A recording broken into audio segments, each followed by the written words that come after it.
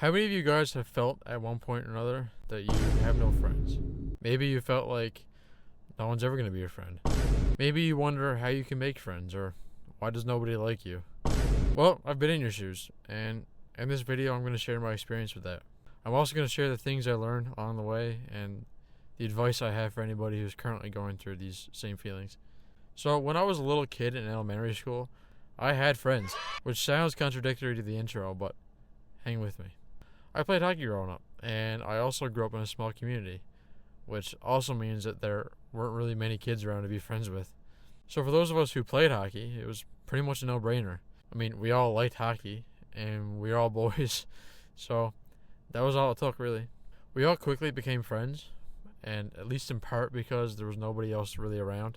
A lot of our childhood was spent up at the local ball hockey court, just countless hours playing ball hockey, and in the winter times we played ice hockey, so it was basically just hockey and sports all year round.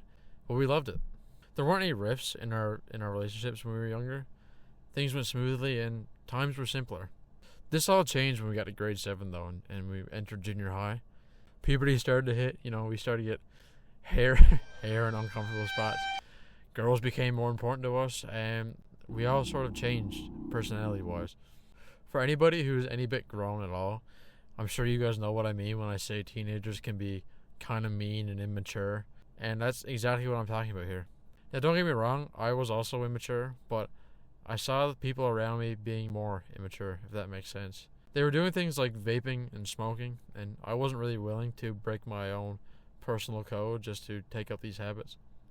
This ultimately led to a growing disconnect between me and my peers during this time. I still hung around them in school, but outside of school I never really did.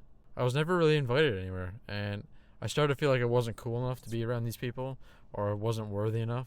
And I also hesitated to reach out to any of them because I didn't want to come across as pushy or weird.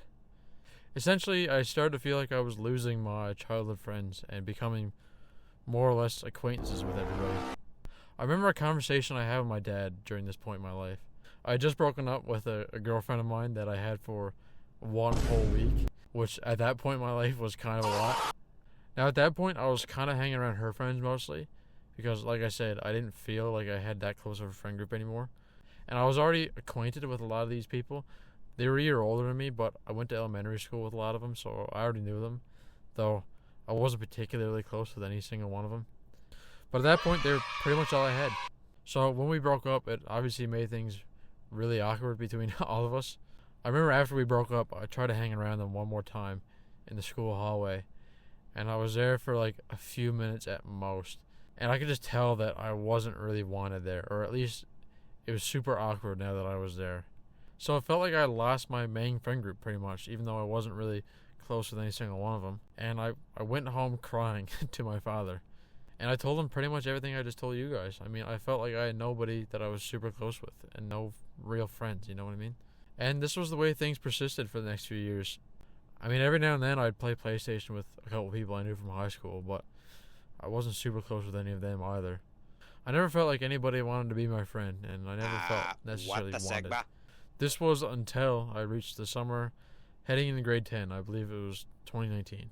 That summer, my cousin started to come around more. Now, this cousin, he was also my friend.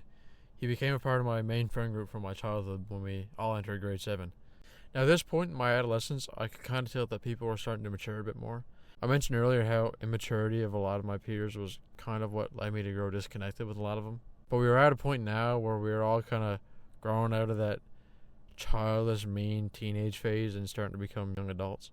I also mentioned earlier how I was never really invited anywhere. And my way of thinking was, well, if I'm not invited, then I'm clearly not wanted. My perspective on this changed during that time. My cousin and I just started to walk the streets that summer after work and just call people and see what they were up to, which was way out of my comfort zone. And to my shock, no one really cared, which was a real eye-opener to me because, as I said earlier, I thought people didn't like me, and that's why I wasn't getting invited places. Him and I also used to start to hang out at his house more often, and this led to the roles being switched, if you will. I was now the inviter, and being put in that position actually taught me a lot. It was at that point in my life when I realized that when you're all hanging around just trying to find something to do, you're not necessarily thinking about inviting every single person you know. In my experience, it's usually the people who you're already talking to that end up getting invited. It's the people who are actively engaging with you and making an effort to reach out and see if there's anything going on. This led us to devise a plan of essentially just inviting ourselves everywhere. We were now the ones who started to call around and ask people what was going on, We were the ones engaging with people and making an effort. This ultimately led me to reconnect with a lot of my childhood friends. I actually started getting invited places once I started inquiring. And even though a lot of my childhood friends were still into things that I wasn't necessarily into, namely vaping, we were all mature enough to a point where that stuff didn't really matter, and we were all kind of people of good character now and people who I wanted to associate myself with. And we're all still good friends to this day. I'd like to leave you guys with 2 pieces of advice. The first one being that it's okay to feel like you had no friends. Chances are that it'll pass and that things will change for you eventually. In the years of my life where I really felt like I had no friends, from 7th grade to 11th grade, those were the years of my life where my self-improvement skyrocketed. I started to make a conscious effort to improve things about me, like becoming funnier, and my clothing style, and my physical fitness, and stuff like that. So you can ultimately turn it into a positive thing. And the second piece of advice is to put yourself out there. I mean, like I said, I used to be terrified to reach out to people. I thought people didn't like me, and they thought I was weird. This changed once I started to put myself in the uncomfortable position and started reaching out to more people.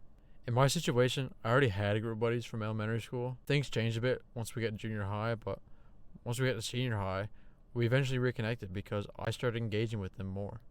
I started putting myself out there and not waiting around for people to come ask me to hang out, you know what I mean? For those of you who didn't have my advantage of already having a prior friend group, just try going up to people in class or like at the gym or at a coffee shop and just talking to them, putting yourself out there a bit.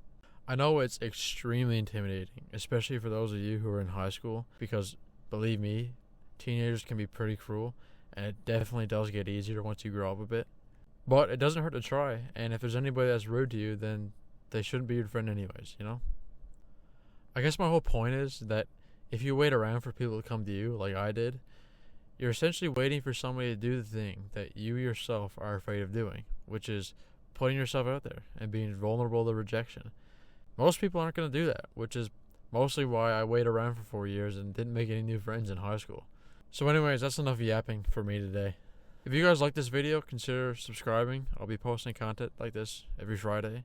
My email is in the description for those of you who want to send along your own stories for me to share to the world. And also my Instagram is down there, so go give it a follow. But that's it for me, and until next time, take care.